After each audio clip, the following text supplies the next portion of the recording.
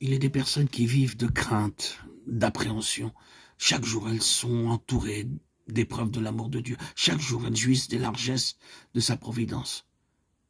Mais elles ne voient pas les bénédictions présentes. La pensée se porte continuellement sur les contrariétés qu'elles craignent pour l'avenir ou sur des difficultés que leur imagination grossit à un tel point que les nombreux sujets de gratitude sont éclipsés. Les obstacles qu'elles rencontrent, au lieu de les pousser vers Dieu, l'unique rocher de leur secours, les séparent de lui, parce qu'elles éveillent l'incertitude et la disposition au murmure. Faisons-nous bien d'être ainsi incrédules? Pourquoi serions-nous ingrats et méfiants? Jésus est notre ami. Le ciel tout entier s'intéresse à notre bien. Il ne faut pas permettre aux préoccupations et aux tracas de la vie de chaque jour de nous irriter et d'assombrir nos fronts. Si nous le faisons, nous aurons toujours des raisons de nous tourmenter. Il ne faut pas se livrer à de stériles soucis qui épuisent sans profit. Vos affaires peuvent vous causer de l'anxiété, vos perspectives devenir de plus en plus sombres. Vous pouvez être menacé de subir de grands dommages. Ne vous laissez pas aller au découragement. Confiez tous vos soucis à Dieu et demeurez calme et joyeux. Demandez-lui la sagesse nécessaire pour diriger judicieusement vos affaires, afin d'éviter des pertes désastreuses. De votre côté, faites tout ce qui dépend de vous pour mener à bien vos entreprises.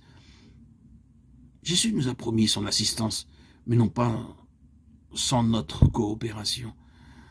Quand vous avez fait tout votre possible en vous reposant sur celui qui est votre secours, acceptez avec joie ce qui peut survenir.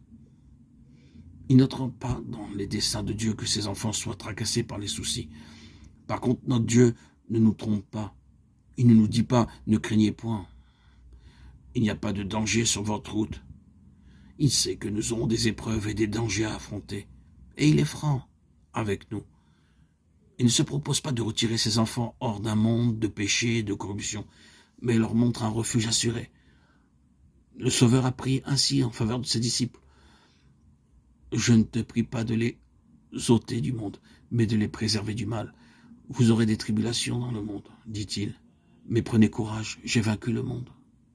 Jean 17, 15, 16, 33.